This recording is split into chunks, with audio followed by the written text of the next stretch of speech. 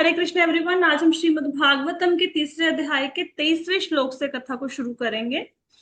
तो अब तक की कथा में हम लोगों ने जाना, कल की कथा में हम लोगों ने पढ़ा था कि सुखदेव गोस्वामी बता रहे हैं कि अगर कोई व्यक्ति भगवान का भजन नहीं करता तो अगर उसने अपने सिर को पगड़ी से सजा लिया तो वो पगड़ी वाले सिर का कोई फायदा नहीं है अगर वो भगवान के चरणों में ना झुके।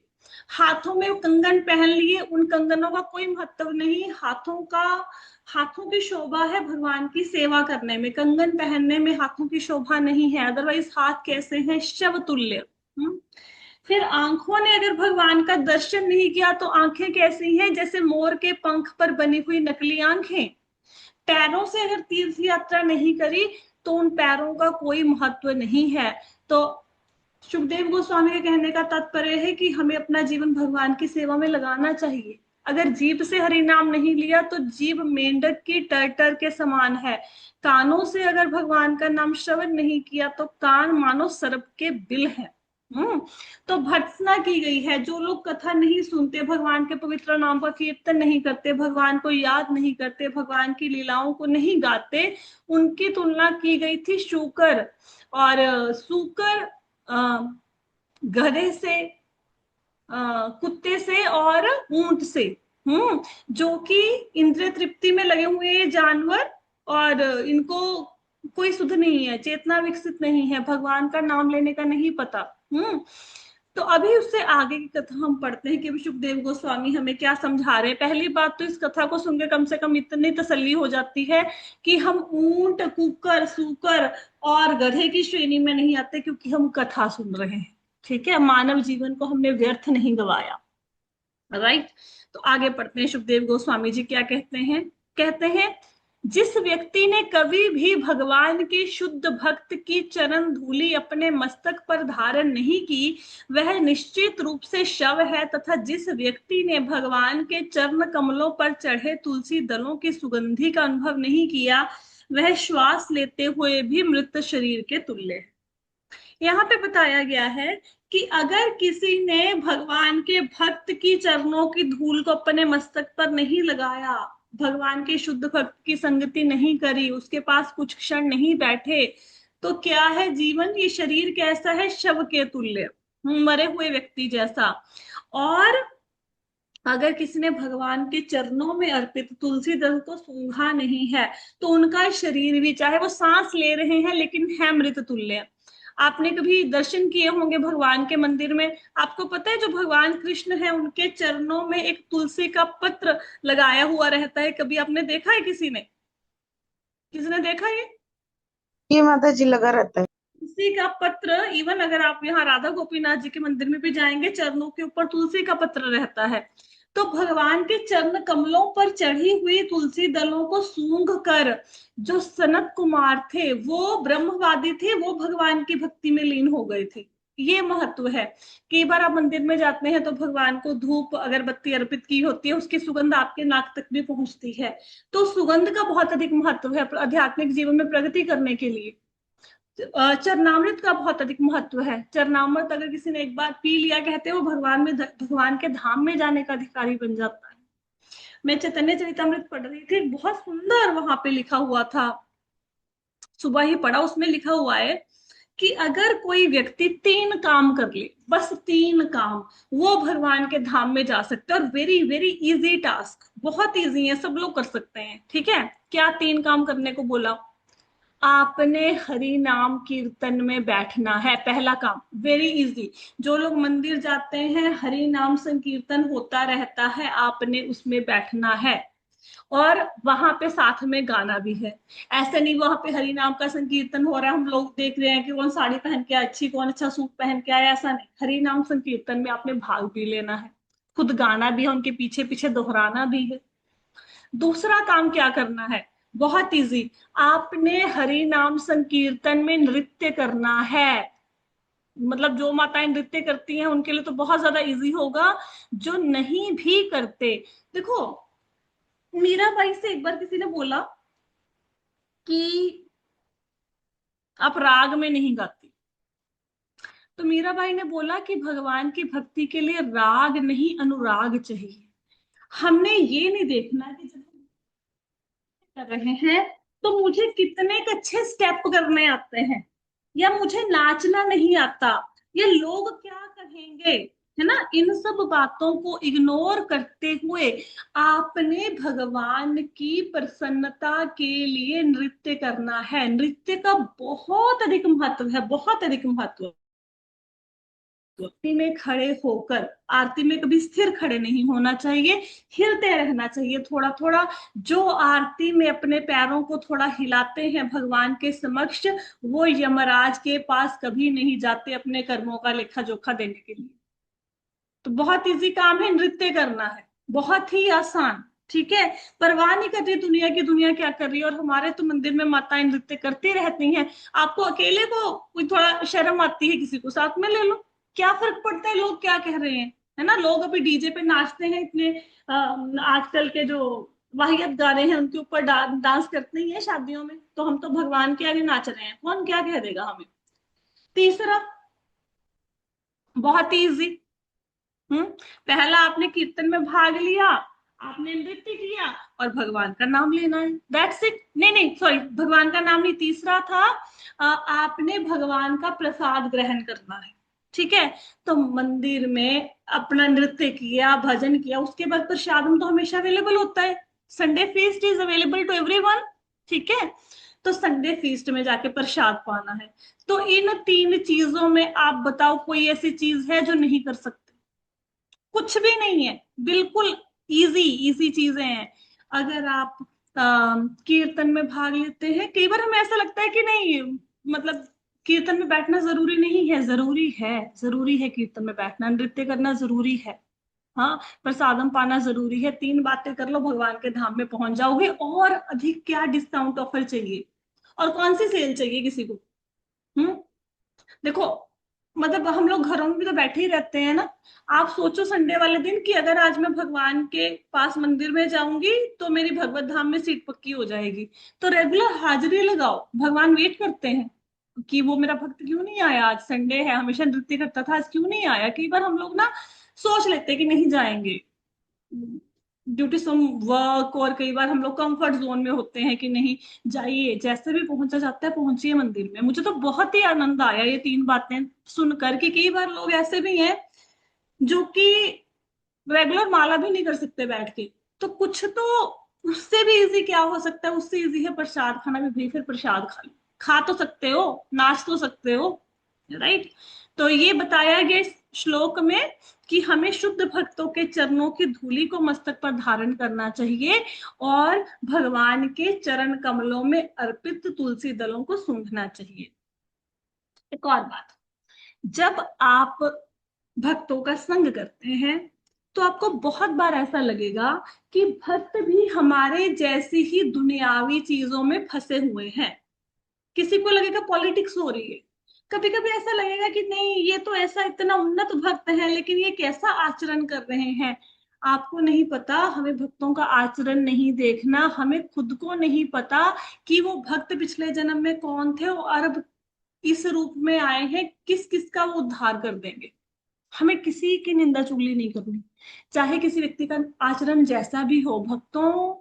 भक्तो कल्पतरु, आप क्या बोलते हो, वांछा कल्पतरुभ्यश्च कृपा सिंधुभ्य एव च पतिता नाम पावनेभ्यो वैष्णवेभ्यो नमो नमः। मतलब क्या है कि भक्त तो कल्पतरु वृक्ष के समान इच्छाओं को पूरा करने वाले हैं। एक बहुत सुंदर बात और आपको बताती हूँ। एक चैतन्य महाप्रभु के अनुयायी हुए हैं वसुदेव दत्त। वसुदेव दत्त कौन है? Anybody knows who is Vasudev Dutt? नहीं पता हो गया। वसुदेव दत्त जी प्रहलाद महाराज हैं। प्रहलाद महाराज जी वसुदेव दत्त के रूप में अवतरित हुए। तो चैतन्य महाप्रभु के पास सब लोग जाते थे, जगन्नाथपुरी में जब रथ यात्रा होती थी तो सब उनके पास जाते थे, 4 महीने वहां पे रुकते थे, फिर वापस आते थे। बंगाल उड़ीसा के भक्त जाते थे। तो जब सारे भक्त जाने लगे तो चैतन्य महाप्रभु सबकी प्रशंसा कर रहे हैं। वसुदेव दत्त की प्रशंसा करी तो वो लज्जित हो गए। उन्होंने बोला कि भगवान आप सब कुछ करने में समर्थ हो, मैं आपसे सिर्फ एक ही विनती करता हूँ कि मैं चाहता हूँ इस संसार के जितने भी लोग हैं सबका उद्धार हो जाए और उनके जितने भी पाप कर्म है वो सारे मेरे सिर पे मैं खुद लेने को तैयार हूँ, उसके बदले में मैं नरक का कष्ट भोगने के लिए तैयार हूँ। चैतन्य महाप्रभु द्रवित हो उठते हैं क्योंकि दयालु है ना, महावदन्य अवतार हैं। आप बोलते हो ना, नमो महावदन्याय, है ना? तो नमो महावदन्याय श्लोक किसने लिखा है, पता है किसी को? हु हैज रिटन नमो महावदन्याय कृष्ण प्रेम प्रदायते कृष्णाय कृष्ण चैतन्य नामिने गोरत्न विषय, किसी को पता है किसने लिखा ये? नहीं पता? इट इज रिटन बाय रूप गोस्वामी। महावदन्य, सबसे दयालु अवतार हैं चैतन्य महाप्रभु। उनकी बातों को सुन के दरियाद्र हो उठे, ठीक है, उनका हृदय पे सीज गया। और वो कहते, बहुत ही सुंदर लिखा हुआ है, आप पढ़ोगे ना, मतलब बहुत आनंद मिलता है पढ़ के। लिखा हुआ है, चैतन्य महाप्रभु कहते हैं कि भगवान कृष्ण जो है वो कुछ भी कर सकते हैं। इस पूरे कारण सागर में इतने असंख्य ब्रह्मांड तैर रहे हैं, असंख्य ब्रह्मांड तैर रहे हैं। और अगर वो किसी एक ब्रह्मांड के सारे जीवों का उद्धार कर भी देते हैं, उनको कोई फर्क नहीं पड़ने वाला। उसके लिए आपको उनके पापों को अपने सिर पे लेने की जरूरत नहीं है। आपकी इच्छा मात्र करने से, अगर आप सोच लो कि इस ब्रह्मांड के सारे जीवों का उद्धार होना है, सारे के सारे भगवत धाम में चले जाएंगे। फिर वो कहते हैं कि भगवान अगर सारे के सारे ब्रह्मांड, असंख्य ब्रह्मांडों के लोगों को भी भेज दे अपने आध्यात्मिक लोक में, तो भी उनको कोई फर्क नहीं पड़ने वाला। वो अपनी भौतिक शक्ति माया को पूरी तरह से विनष्ट कर दे, तो भी भगवान को कोई फर्क नहीं पड़ने वाला, क्योंकि तो वो षड ऐश्वर्यों के स्वामी है।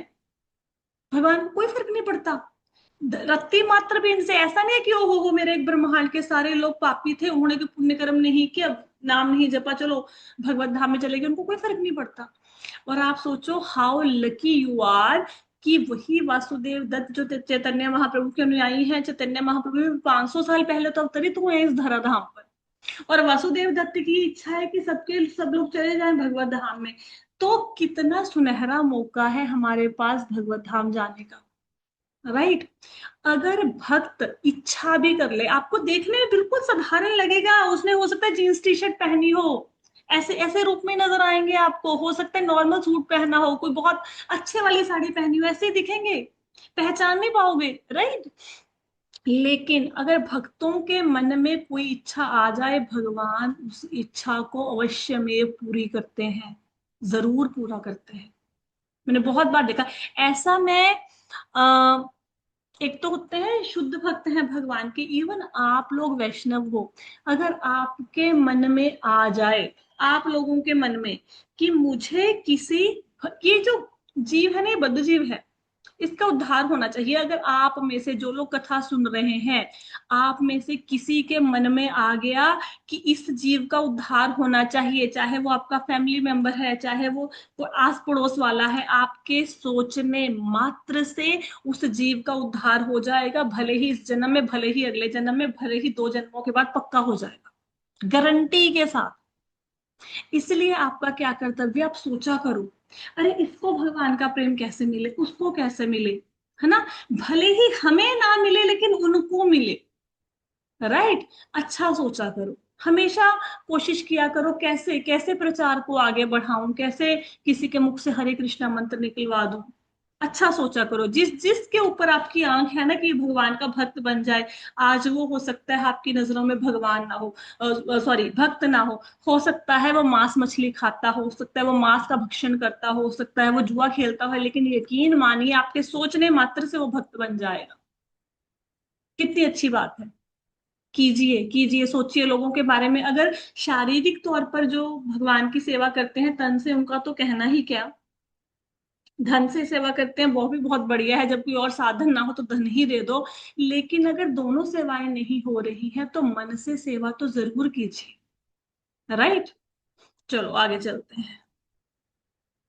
मुझे कई बार ऐसा लगता है कि चैतन्य चरितमृत पता नहीं हम कब पढ़े कब नहीं पढ़ेंगे। आपको बीच बीच में भागवत कथा के बीच बीच में मैं आपको चैतन्य चरितमृत बहुत करवा दूंगी, जैसे भगवत गीता के बीच में भागवत बहुत सारे प्रसंग करवा दिए थे। तो जितना भी हो पाएगा, मतलब अमृत है, वो ग्रंथ नहीं है, एक एक शब्द क्या बताएं, फिर चैतन्य चरितमृत में डूब जाएंगे, फिर उसमें से तो निकालना पड़ता है खींच के, अमृत के सागर से कि बाहर निकलो। आप बंद ही नहीं कर पाओगे, पढ़ना शुरू करोगे तो फिर मन करेगा 2 3 4 घंटे पढ़ते रहें।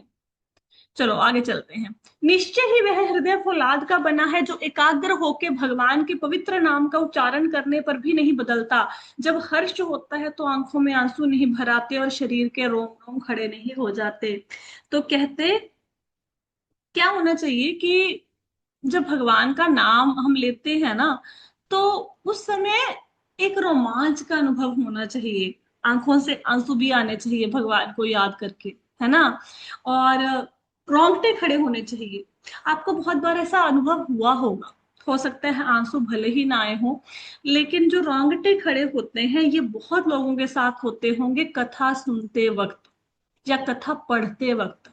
एक्चुअल में रोंगटे खड़े होते हैं, रोम रोम कई बार हर्ष से, प्रसन्नता से, कई बार आश्चर्य से इसे भर जाता है। तो अगर भगवान की भक्ति जो व्यक्ति नहीं करता, या फिर किसी का मन भगवान का उच्चारण करने पर भी नहीं बदल रहा, नाम ले रहे हैं नाम ले रहे हैं लेकिन फिर भी ना हर्ष है, ना हमारे शरीर में कोई रोमांच है उसके प्रति, तो समझो हृदय कैसा बना है, फौलाद का बना है। जो एकाग्र होके भगवान का नाम लेने पर भी चेंज नहीं हो पा रहा, वो समझो किसी लोहे का बना है। फिर अगर ऐसा हो तो क्या करना चाहिए, अगर ऐसी अवस्था हो कि भगवान का नाम ले रहे हैं लेकिन फिर भी हृदय नहीं बदल रहा, फिर प्रार्थना करो। ठीक है। हमें तो देखो अर्जी भी नहीं लगानी आती, है ना। हमें तो भगवान से ना मांगना आता ना अर्जी लगानी आती। तो क्या करना चाहिए ऐसी अवस्था में? राधा रानी के पास जाओ, बड़ी दयालु है, राधा रानी बहुत जल्दी सुनती हैं। या फिर आप आना नित्यानंद प्रभु के पास आना, बहुत जल्दी सुनते हैं। ठीक है। अब बलराम जी के पास जाना, उनकी शरण में जाना, जब ये लोग रेकमेंड कर देंगे ना। अब होता क्या है, जब भगवान के धाम में पहुंचते हैं तो ऐसा नहीं है कि हम अपनी भक्ति बलबूते, अपनी सेवा के बलबूते पर हमें कुछ सेवा मिल जाएगी। जो, हाँ, जैसे रूप गोस्वामी है ना, कौन है, मंजरी है ना। तो ये रेकमेंड करते हैं आपकी भक्ति को देख के, गुरु महाराज प्रभुपाद रेकमेंड करते हैं कि ये भक्त बहुत अच्छा है, ये सेवा बहुत अच्छी कर सकता है, उनके रेकमेंडेशन के बेस पे हम वहां पे जाएंगे। राइट। तो फिर अर्जी लगाओ, भक्तों के थ्रू अर्जी लगाओ कि मेरा हृदय परिवर्तित नहीं हो रहा, आप कृपा कीजिए, तुलसी महारानी की शरण में चले जाओ फिर। हाँ, वो कृपा करेंगे तो फिर पक्का हृदय परिवर्तित हो जाएगा। आगे चलते हैं।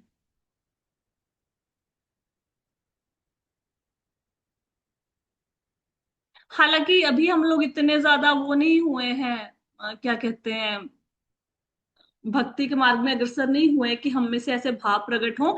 लेकिन फिर भी एक बार चैतन्य महाप्रभु ने से किसी ने कंप्लेंट कर दी, उनके किसी शिष्य ने, कि जो व्यक्ति कथा सुनने आता है, ये जो है ये रोता नहीं है, ये तो आंखों पे मिर्ची लगा के आता है ताकि इसके आंसू आ जाए। चैतन्य महाप्रभु बहुत हर्षित हुए कि कम से कम कोशिश तो कर रहा है, नहीं आंसू आ रहे, मिर्ची लगा के ही सही, रोने की कोशिश तो कर रहा है ना।